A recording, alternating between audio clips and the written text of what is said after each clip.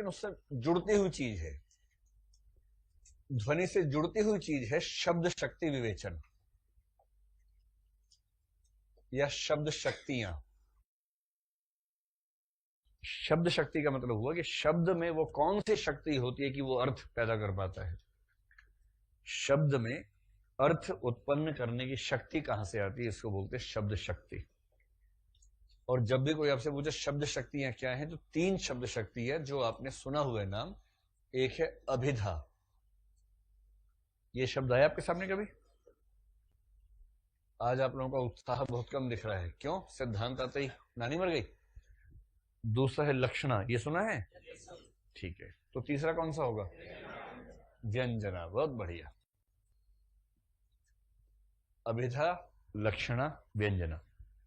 एक चौथा भी होता है, चाहे तो टूटी हुई रेखा से एक और बना ले, उसका नाम है तात्पर्य। तात्पर्य। तो 4 शब्द शक्तियां हैं, अभिधा, लक्षणा, व्यंजना, तात्पर्य। ठीक। इन चारों शब्द शक्तियों को समझने के लिए पहले हम 2 शब्द लेंगे, फिर उससे खेलेंगे। एक शब्द होता है शब्द का शाब्दिक अर्थ।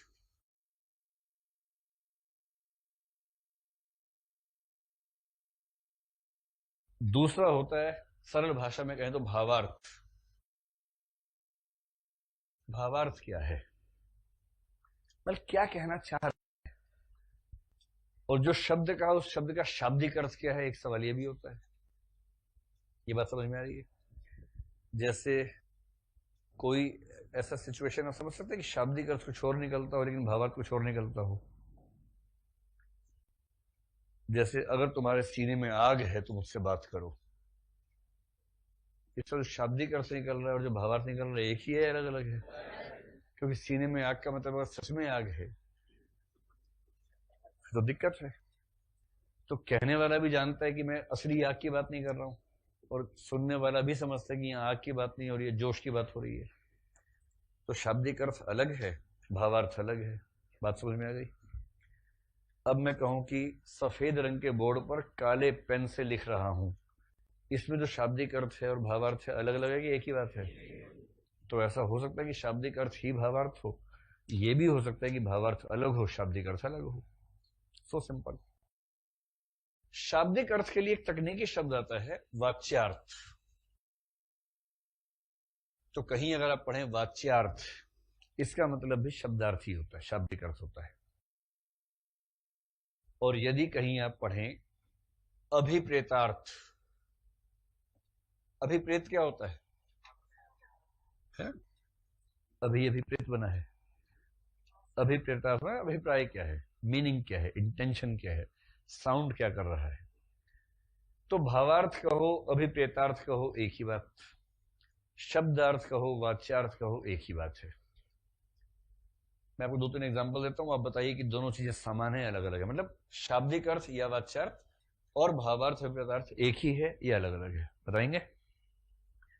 रानी लक्ष्मीबाई ने अंग्रेजों के दांत खट्टे कर दिए, अलग अलग है कि वही है? मैंने आपको बताया था ना कि मैं बचपन में इसको एक ही समझता था, बड़ी गलती, मुझे बड़ा कन्फ्यूजन था।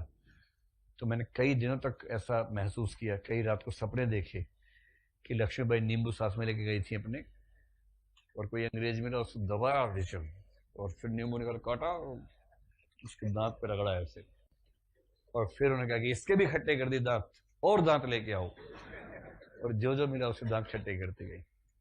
तो आपको अच्छे से पता है कि शब्द कुछ और कह रहा है पर भाव कुछ और है ना? मैं तुझे जमीन में गाड़ दूंगा, ये प्रश्न है, डरो मत। मैं तुझे जमीन में गाड़ दूंगा, इसका शाब्दिक अर्थ और भावार्थ समान है, अलग अलग है? अलग अलग है।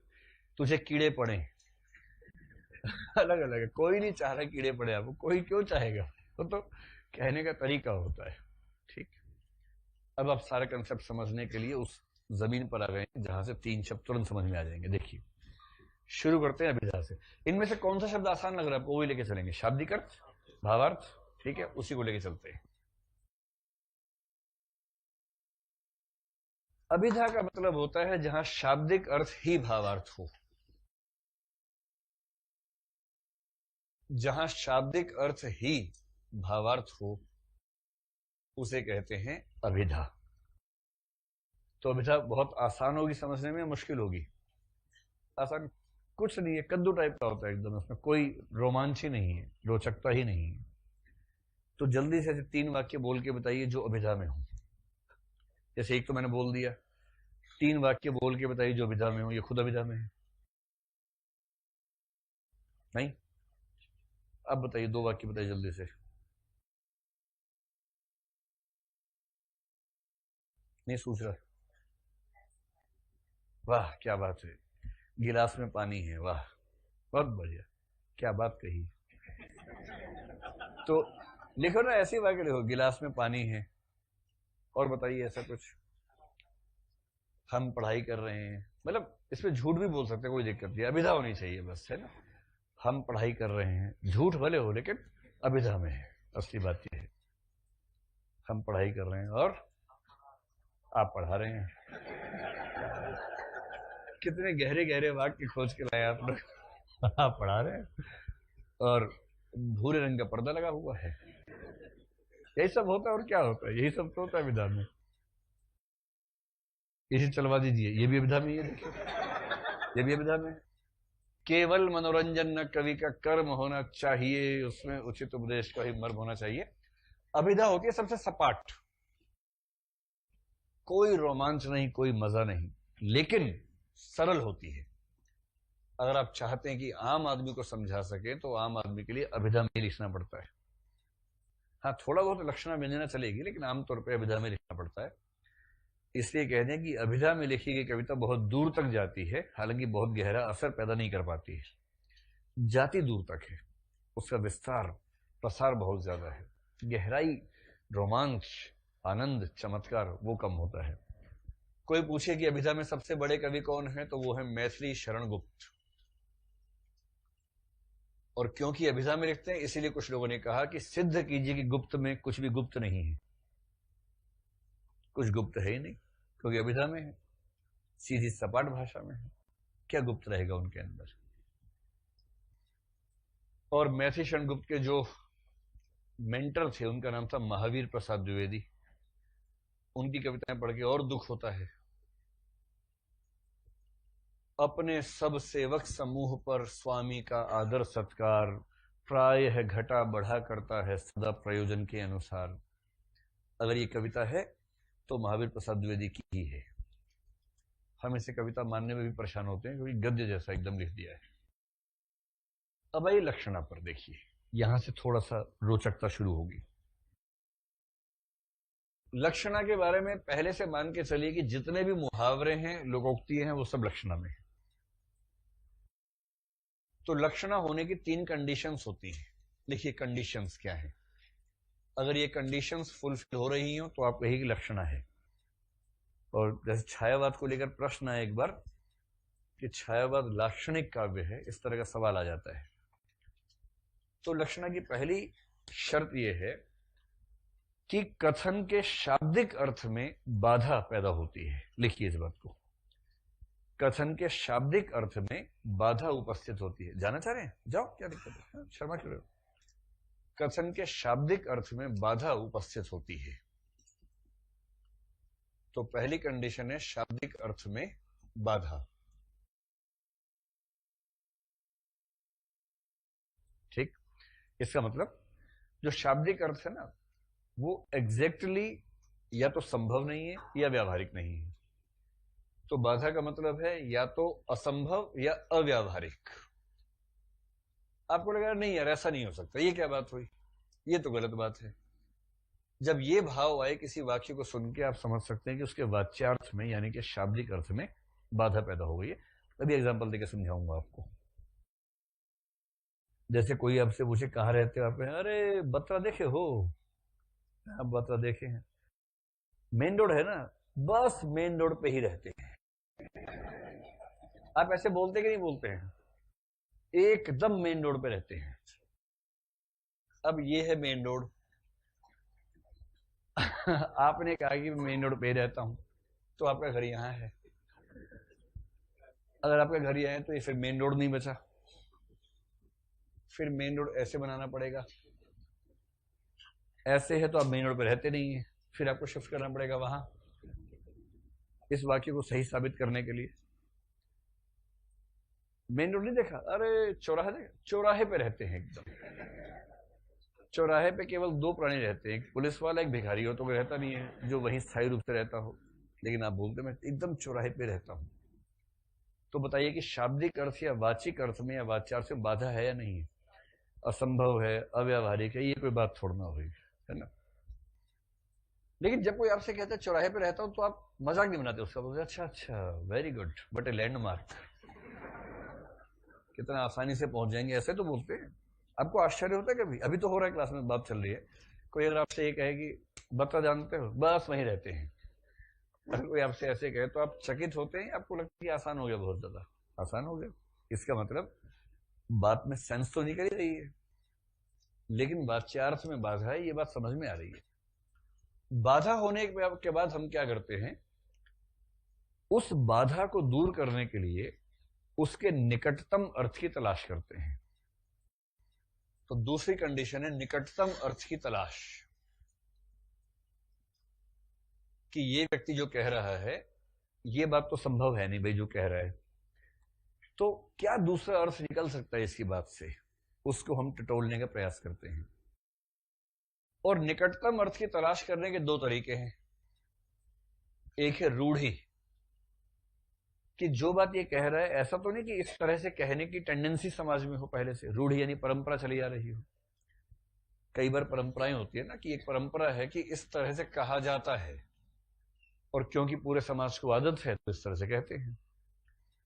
और दूसरा हो सकता है कि उस तरह से कहने से उस व्यक्ति का प्रयोजन ठीक से व्यक्त हो रहा है।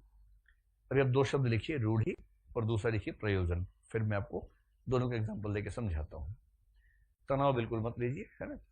अभी थोड़ा सा काव्य शास्त्र है, तकनीकी चीजें हैं, लेकिन समझ में आएगा तो बड़ा मजा आएगा आपको बाद में। तो दो एग्जाम्पल लेते हैं। पहला, किसी ने आपसे कोई ऐसा वाक्य बोला, पहले वही वाला वाक्य लेते हैं, जैसे मैं एकदम चौराहे पे रहता हूं। आपके मन में क्या है, चौराहे पे कैसे रह सकता, पागल कहीं का। तो चौराहे पे रहता, क्या बोलना चाह रहा होगा, क्या बोलना चाह रहा होगा, अच्छा चौराहे के साथ रहता है, यही समझते हैं ना। ये रूढ़ी नहीं है, ये प्रयोजन है, कि वो आपको सिंप्लीफाई करके बताना चाह रहे हैं कि एकदम चौराहे पे यानी कि एकदम साफ नहीं है, तनाव मत लीजिए। तो ये कहने से उसका प्रयोजन स्पष्ट हुआ कि न केवल उसने ये बताया कहाँ रहता है, साथ में ये भी स्पष्ट हो गया कि उसके घर तक पहुंचना मुश्किल काम नहीं है, आसान काम है। ये उसका प्रयोजन था जो आप समझ पा रहे हैं। अब दूसरा एग्जाम्पल लेते हैं। दूसरा एग्जाम्पल कोई मुहावरे वाला ही जैसे ले सकते हैं, जैसे दांत खट्टे करने वाला था, ऐसा कोई मुहावरा। वह आईएएस ऐसे नहीं बन गया है, 4 साल तक नाको चने चबाए हैं उसने, 4 साल तक नाको चने चबाए हैं तब जाके आईएएस बना है। मजाक मत समझो इस बात को। अब आपको कोई ज्ञान दे रहे हैं, बापूजी ज्ञान दे रहे हैं, और बापू ने, आपके पापा ने आपके कहा कि बेटा वो जो आईएएस बना है ना, चौधरी का छोरा, ऐसे नहीं बना है, 4 साल नाको चने चबाए हैं। अब आपको लगा कैसे चने चबाता होगा, नहीं चबा पाता होगा भाई, नाक से कैसे चबाएगा कोई चने यार। तो बच्चा समझ रहे नहीं नहीं कुछ और बात है। तो शाब्दिक अर्थ में बाधा आई कि नहीं आई? बाधा आ गई, अव्यावहारिक है, असंभव है। अब आप सोचिए, जैसे आप मान लीजिए हिंदी समाज में पैदा ना होते, ठीक है, मान लीजिए अब यूरोप जाएं और यूरोप में कोई नया नया हिंदी सीख रहा हो, अभी मुहावरे तक नहीं पहुंचा है, और आपने उससे कहा तेरी हिंदी टेस्ट करते हैं, आ जरा इस वाक्य का ट्रांसलेट कर कि यूरोप में घूमना नाको चने चबाने के बराबर है। क्या बोलेगा इसका? जो आदमी भारतीय समाज में नहीं रहा, जो समाज में रहेगा, वो बचपन से जवानी तक कभी ना कभी 10-20 बार ये वाक्य सुन लेगा कहीं ना कहीं। पहली बार नहीं समझ पाएगा, ये क्या, तो कोई बताएगा बेटा इसका मतलब ये होता है। धीरे धीरे बार बार सुनेगा, सुनते सुनते वो समझ जाएगा नाको चने चबाना का मतलब होता है बहुत मुश्किल से कोई काम करना। और फिर जब भी कोई बोलेगा नाको चने चबाना, उसकी जो प्रोसेसिंग है उसमें फेजेस नहीं आएंगे, सीधे समझ जाएगा कोई मुश्किल काम किया है। ये कैसे समझ में आया? ये लॉजिकली समझ में आया या ट्रेडिशन है इसलिए समझ में आ गया? ट्रेडिशन है, परंपरा है। रूढ़ी है।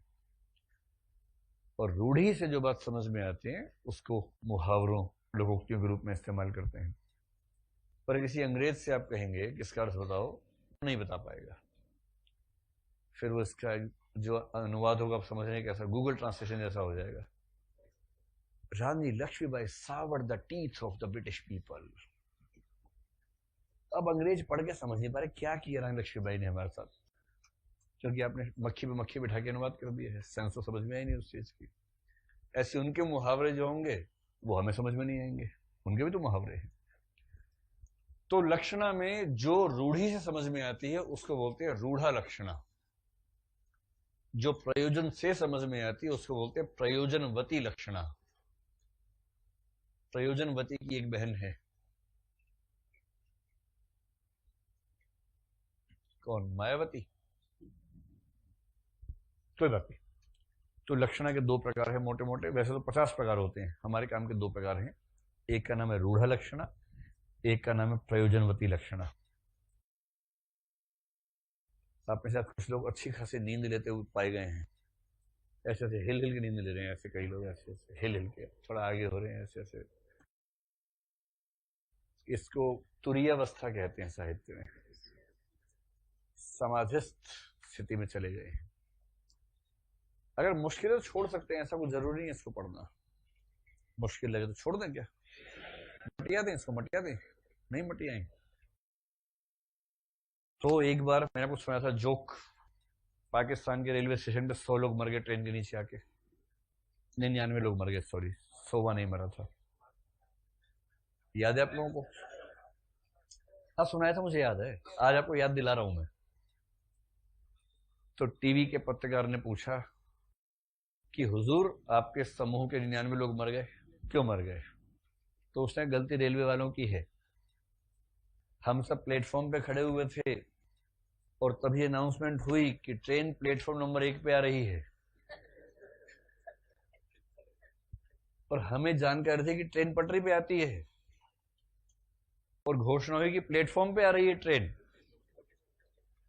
लोग अपनी जान बचाने के लिए पटरी पे कूद गए कि आज ट्रेन प्लेटफॉर्म पे आएगी, और धोखा हुआ कि ट्रेन पटरी पे ही आ गई और इसलिए लोग मर गए। और असली बात क्या है, पत्रकार ने उससे पूछा कि आप अकेले समझदार व्यक्ति हैं, आप कैसे बचे? तो उसने क्या बोला? उसने बोला, अरे सर मैं तो सुसाइड करने आया था, मैं नीचे बैठा था, जब पता लगा ट्रेन ऊपर आ रही है मैं ऊपर आ गया और ट्रेन नीचे आ गई, धोखा हो गया मेरे साथ में।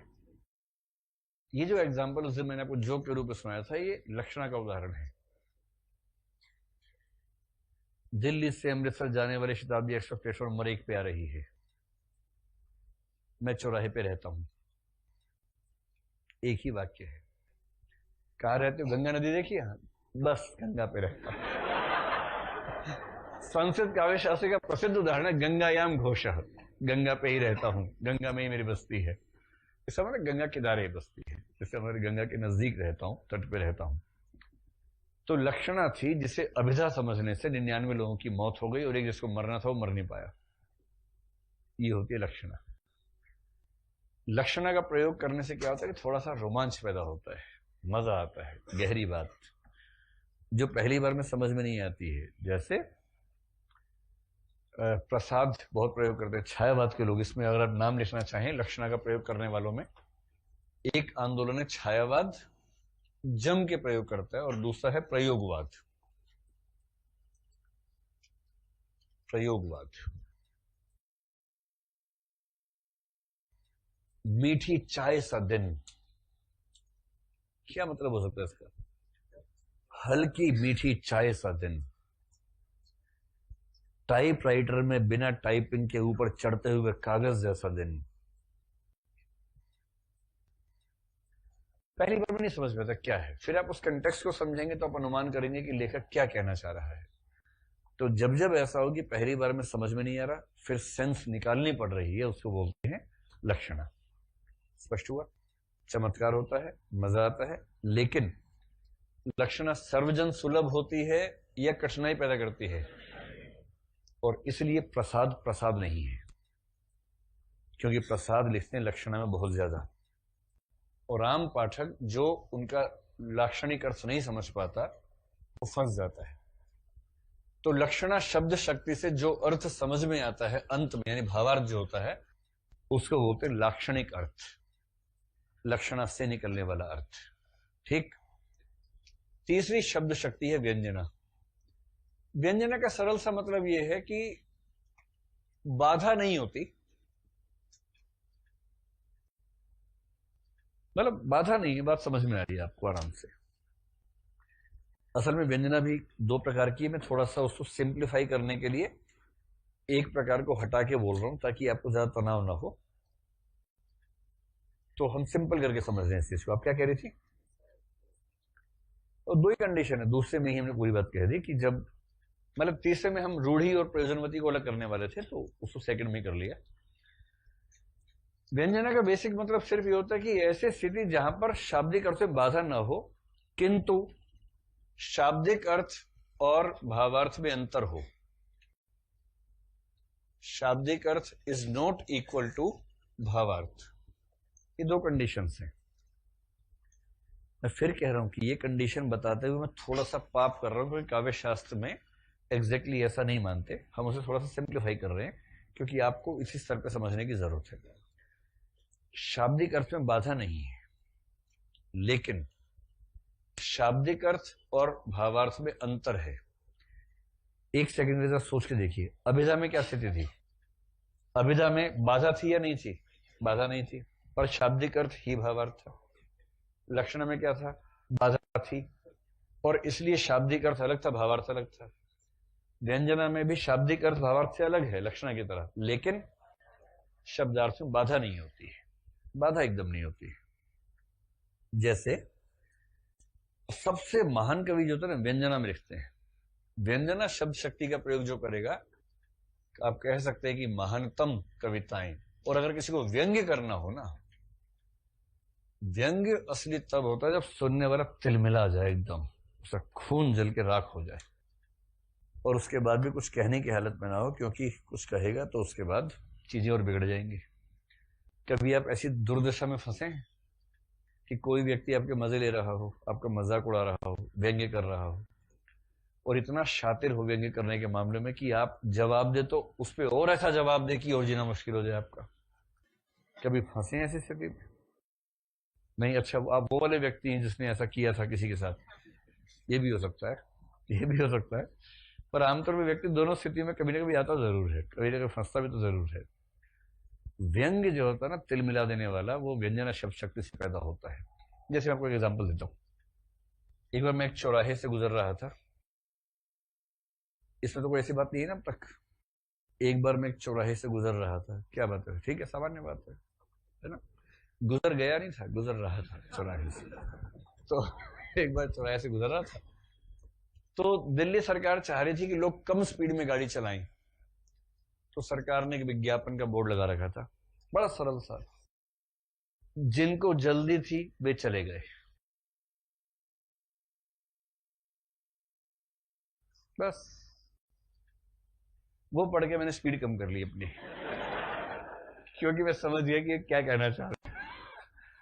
आप ये बताएं, जिनको जल्दी थी वे चले गए, क्या इस पे बातचार में बाधा है कहीं? नहीं, जल्दी थी चले गए, इसमें क्या दिक्कत है? पर अगर यही बताना होता तो बोर्ड क्यों लगाते, इतना खर्चा क्यों करते? भाव क्या है? जिनको जल्दी थी चले गए, चले गए। आपको भी है? उसके बाद नीचे लिखा आपको भी है क्या, क्वेश्चन मार्क। तो मैंने देखा बहुत बड़े बड़े 30 मार्क है, जो आमतौर पर कभी धीरे नहीं करते गाड़ी, लिखा होता है ध्यान से चलाएं, 50 से ऊपर मत चलाएं, परिवार में कोई वेट कर रहा है। कई लोग इसलिए और तेज चलाते कि मर जाऊं, वो जो परिवार में वेट कर रहा है उससे बढ़िया मर जाता है। लेकिन ये वाला ज्यादा अच्छा है, जिनको जल्दी थी वो चले गए। तो लिख लो इसी बात को, व्यंजना का उदाहरण, जिनको जल्दी थी वो चले गए।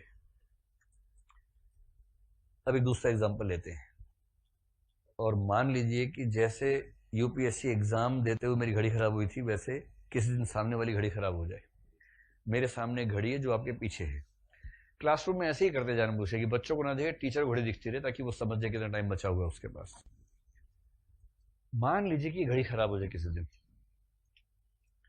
ठीक, टाइम हो गया 2:20 और इसमें दिख रहा है 1:40, और मैं ये महसूस कर रहा हूँ कि आज थोड़ा थकान ज्यादा लग रही है, लेकिन हम तो 40 मिनट बचे ही हुए हैं, कोई बात नहीं और पढ़ाते हैं। और आप लोग खुसर पुसर कर रहे हैं, अपनी घड़ी देख रहे हैं, अरे यार 2:20 हो गए, 5 मिनट ज्यादा पढ़ा दिया है, 5 मिनट, पूरा दिन खराब हो गया हमारा 5 मिनट ज्यादा पढ़ के। लेकिन बिल्ली के गले में घंटी कौन बांधे? ऐसे ऐसे, तू बोल तू बोल तू बोल तू बोल, ऐसे चल रहा है।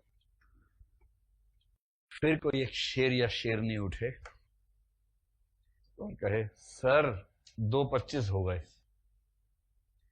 इतना ही कहे बस। क्या बात 4 से बाधा है? एकदम सही समय बताया है। पर कहने वाले को भी पता है कि मैं ये नहीं बताना चाह रहा हूं, और सुनने वाले को भी समझ में आ रहा है कि दरअसल टाइम, भाई घंटा घर तो है नहीं जो हर घंटे में उठ के बताएगा सर 2:25 हो गए, सर 3:25 हो गए, सर 4:25, ऐसा तो है नहीं। ये कुछ और कहना चाह रहा है दुष्ट। और क्या कहना चाह रहा है कि बहुत हो गया, अब छोड़ दो, बख्श दो, बच्चों की जान लोगे क्या? 2:15 का टाइम होता था, 2:25 बजा दिए, टाइम दिया हुआ है हमने, ऐसे बेरोजगार समझा हम लोगों को आपने। ये सारे के सारे भाव चिपके हुए साथ साथ चले आ रहे हैं। ये होती व्यंजना। और इसमें जो व्यंग्य होता है ना, आहा हा हा, जैसे 4 विलोम बैठे हैं क्योंकि कालिदास गया हुआ बाहर बाइक पे, हॉस्टल में बाकी चारों विलोम बन के बैठे हैं, आपस में खुसर पुसर कर रहे हैं कि इसका मुंह देखो, बंदर जैसा मुंह है, और देखो इसे लंगूर को हूर, ऐसी ऐसी बात चल रही है। सारे अपनी डाह जो है ना, वो जलन की भावना व्यक्त कर करके ठंडे हो रहे हैं। इतने में कालिदास लौटा है मुस्कुराते हुए। तो ये जो दग्ध मानव है चारों, जले हुए मानव जो चारों, क्या बोलेंगे? आ गए। उसमें कितने इमोशंस एक साथ आते हैं, आ गए में। आ गए। और वो क्या कह रहा है, आ तो गया, सोच रहा हूं फिर चला जाता हूं। अब जो पूरी बात चल रही है दोनों के बीच में ना, फिर बोलेंगे आज क्या पढ़े, इतिहास? कहेगा नहीं, आज तो मैथ्स पढ़ रहे थे। शाम को सोच रहे हैं कि थोड़ा सा रीजनिंग भी कर लेते हैं। अब जो पूरी बात चल रही है, दोनों तरफ से हमले पे हमला हुए जा रहा है। बहुत पढ़ने लगे हो आजकल, पहले तो नहीं पढ़ते थे इतना। अरे पढ़ाई इतनी हसीन हुई ही कब थी, कितना पढ़ने का मन करे। ये जो पूरा खेल चल रहा है दोनों के बीच में, ये कौन सी शब्द शक्ति में चल रहा है? व्यंजना में। एक व्यंग्य यहां से, दूसरा व्यंग्य वहां से, एक यहां से एक वहां से। अरे बड़े आदमी हो गए, कभी हम पे भी ध्यान दे दो। तुम्हारे अंदर ऐसा है क्या कि ध्यान दे तुम पे? तुम पे ध्यान दे। अरे ये जो खेल है इसको बोलते हैं व्यंजना शब्द शक्ति। तो सबसे ज्यादा मजा किसमें है?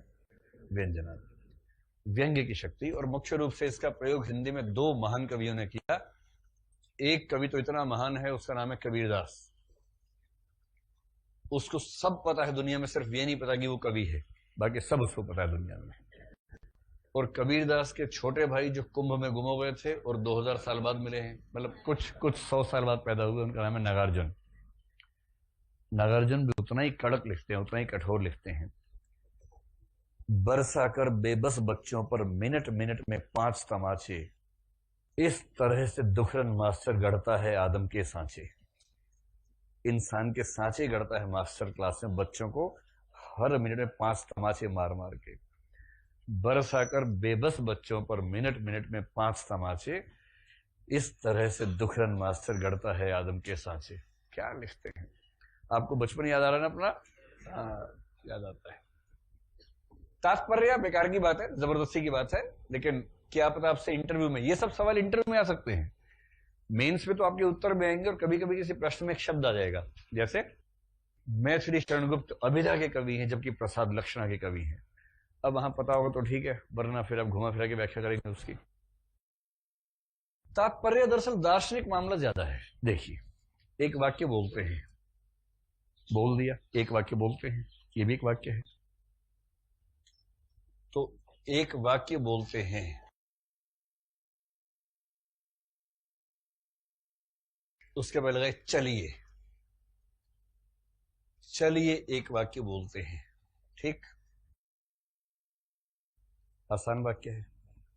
मैं फिर से बोल, हाँ, जितने मुहावरे लोकोक्ति हैं वो सब लक्षणा है, लेकिन असल में व्यंजना में एक उपभेद है, लक्षणा मूला व्यंजना। अगर लाक्षणिक अर्थ के बाद तीसरा अर्थ भी निकलेगा तो उसको बोलेंगे लक्षणा मूला व्यंजना। उस स्तर पर जाने की जरूरत नहीं है, क्योंकि हर मुहावरे में शाब्दिक अर्थ या वाच्यार्थ में बाधा आती है, और बाधा आते ही वो लक्षणा हो गई, और व्यंजना में बाधा नहीं आती है, इसलिए वो व्यंजना नहीं होगी। कहावत में देखना पड़ेगा कौन सी कहावत है। अगर कहावत मुहावरे लोकोक्ति के सेंस में है तो वो लक्षणा ही होगी, ठीक है। बाकी कहावत को दूसरी है तो अलग बात है। तो तात्पर्य क्या, ध्यान से समझने का प्रयास कीजिएगा। मैंने एक वाक्य बोला, चलिए एक वाक्य बोलते हैं। आप इसका मीनिंग समझ पा रहे हैं? कैसे समझ गए आप इसका मीनिंग? इतना मुश्किल काम कैसे किया आपने? मुश्किल क्या है, समझिए मुश्किल। देखिए, मैंने पहले बोला चलिए, पहले क्षण में बोला चलिए, सेकंड मोमेंट में एक, तीसरे में वाक्य, चौथे क्षण में बोलते, पांचवें क्षण में है। 5 अलग अलग कालों में बोले गए अलग अलग शब्दों को दिमाग में धारण करके उन सबको आपस में जोड़कर एक अर्थ निकालने की क्षमता आपके पास है। मजाक नहीं कर रहा हूं, सच में है कि नहीं है? है तो सही। देखो, इसको बोलते तात्पर्य। ये शक्ति कवि में नहीं, ये शक्ति पाठक में भी होती है। मैं कवि में भी होती है, पाठक में भी होती है, कि भिन्न भिन्न कालखंड में सुने या पढ़े गए शब्दों को मन में एक साथ क्रम में रखकर उनको मन के स्तर पर आपस में सही क्रम में जोड़कर उनका सम्मिलित अर्थ निकालने की शक्ति, ये तात्पर्य है। इसका आपके पाठ्यक्रम से कोई लेना देना नहीं है, पर क्योंकि 3 बताई, कहीं आप बुक पढ़ के आए, फिर कहीं सर बुक में 4 बता रखी है, आपने 3 बताई हैं, इसलिए केवल जिक्र कर दिया। तात्पर्य का मतलब सिर्फ ये है, दर्शन के स्तर पर इसकी बात होती है, कविता में इसका बहुत महत्व नहीं होता है। चलिए अब बताइए, काव्य रूप हो गए, उसके बाद रस सिद्धांत हम पहले पढ़ चुके थे, आज हमने उसको जल्दी से रिकैप कर लिया है।